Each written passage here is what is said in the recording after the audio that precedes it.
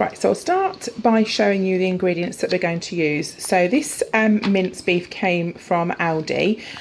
You can use fresh or frozen, whichever you want. And if you don't eat meat, then you can eat the Quorn mince or anything like that. So you can just substitute it for that.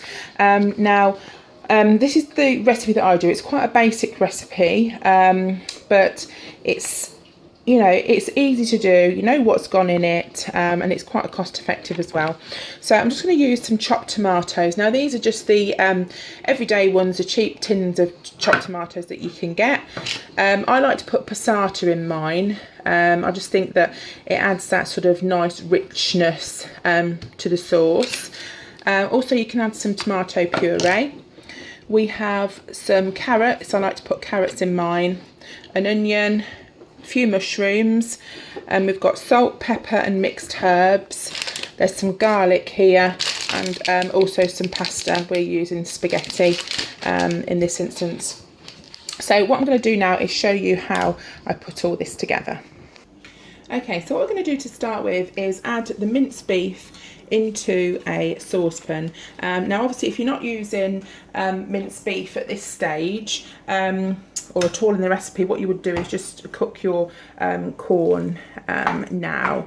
So we're just going to pop this in and just start to cook it. Now don't add any fat, any additional fat at all to the mince. And what we want to do is to start and cook it, and when it's cooked, there will be like there'll be fat that comes off the mince. Okay, so when we get to that stage, I will stop and drain the fat. Now what I always do is save the container that the mince came in, and then I just drain the fat off into that. So what we're going to do now is to peel the carrots. I've got the carrots here.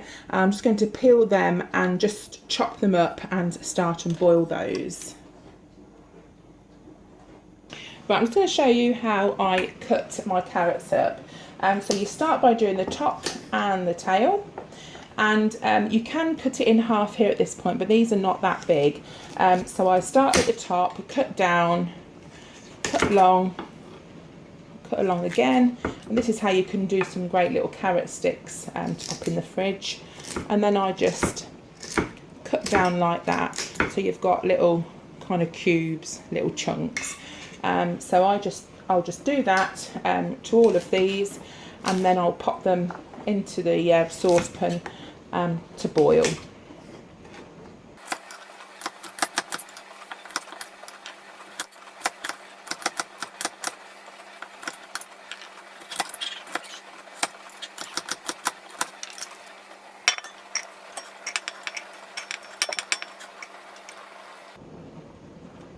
Okay, I've given the carrots a little rinse and just put some water in. I'm just going to put them on to boil now.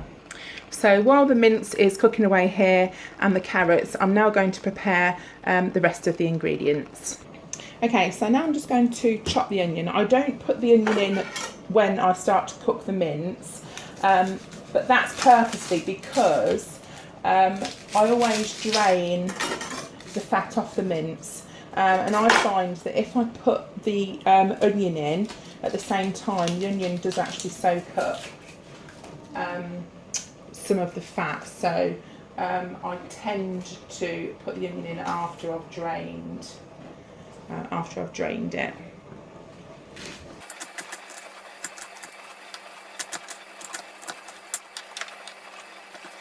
Okay, now I'm going to do a couple of cloves of garlic. I don't want it to be too garlicky, but if I do two, then it doesn't matter if I don't get it all in. So you just start by just squashing it down. This is how I do it anyway, and then get the sort of the top and the end off like that. Just peel it out and get all this part out. I have got a garlic crush, but I end up getting half of it stuck in the garlic crush and whatnot, so I just tend to do it like this. It's a bit weird. So just do that, and then I just tend just to use my knife and just chop it onions are quite strong actually.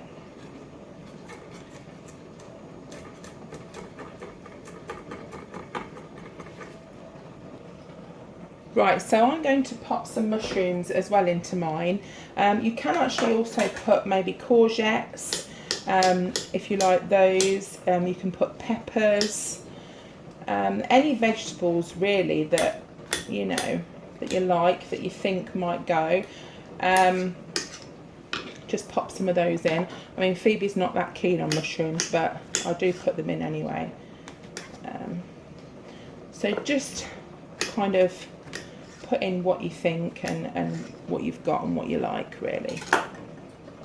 Right, so if we just move over to the pan, you can see that it's browning nicely. You can also see in the bottom there that there is some sort of fat. So we will drain that away in a second. I'll just finish browning that just a little bit more so there are no sort of red parts of the meat. And then I'm going to drain it using the lid. And I'm going to drain it into the container, but just be careful because sometimes they do melt a bit, so things like old bean cans or anything like that are good to drain into as well. Right, once you've drained the most of the fat away, we're going to add our other ingredients. So the first thing we're going to put in is the onion. Now I don't like loads of onion in mine, that's why I just put a small one in, but you can add an extra one if you want. I'm also going to put a couple of cloves of garlic in. Again, if you only want one clove of garlic, then just use one. And what I'm going to do is to stir that round and start and cook the onions and the garlic before adding the mushrooms. I generally just give. Then add your mushrooms. Try not to drop it all on the worktop like me. In the cooker. If you are adding anything else, obviously either pre-cook them if you need to, if they're going to be a bit hard, or just put them in if they'll cook okay, sort of on their own with the mince. So what I'm going to do now is let all this cook together, cook the onions through, the garlic and the mushrooms, and once all that's done, I'll add the next ingredients.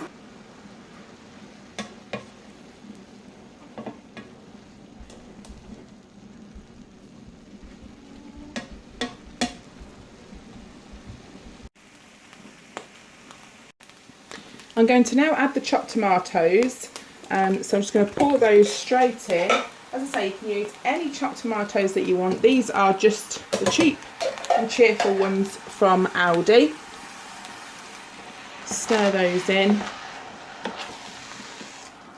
And then what I like to do is add some passata. Okay, you don't have to add this, but I like to add it. Okay, now this came from Tesco, but you can buy it from Aldi or supermarkets or wherever you normally shop, that places normally sell it. So what I've done is I've added almost the whole of this carton. This is a 500-gram carton, but I don't tend to weigh things out when I'm doing stuff like this. I just kind of guess, but I will tell you what I've done in any case. I'll add a little bit of tomato puree. Again, you don't really need to add that if you've got your passata in there, but it just adds another little flavour in all the way through there. All that's left to do is to pop some mixed herbs in. I buy the mixed herbs because it's just easy to do. Throw them in. They're to sort of taste, really, depends how much you like in there. I might put a little bit more, because what I do is I put them in and then I kind of stir it round and look to see if you can sort of see them. I like to see them going through, but not loads, but that will kind of disperse in there anyway. It will get darker and sort of richer in colour the longer that you leave it. What is nice to do is if you can make it the day before and pop it in the fridge. That's pepper I've just put in there. Pop it in the fridge overnight, and it is quite nice as well. So a little bit of pepper and salt to taste. Don't go too mad. You know, just pop some in. It is nice to give a bit of flavour. So the carrots are still cooking away, but they're nearly finished. You don't want them too soft, but you don't want them sort of hard. So they need to be cooked enough, because this is not going to bubble long enough to cook them. So any vegetables that you're putting in that need cooking, make sure you do that enough beforehand. I'm just going to actually check and see if these carrots, no, they need another minute or two more. They're not far off, but need another minute or two more. So I'm just going to leave that, and then we'll transfer them over. Right, so the carrots are cooked now, and I'm just going to add those into the Bolognese sauce. And so if you don't like carrots, just miss this step out. It doesn't matter too much. I do like them. If I had some courgettes, I'd put some courgettes in as well. So mix them round,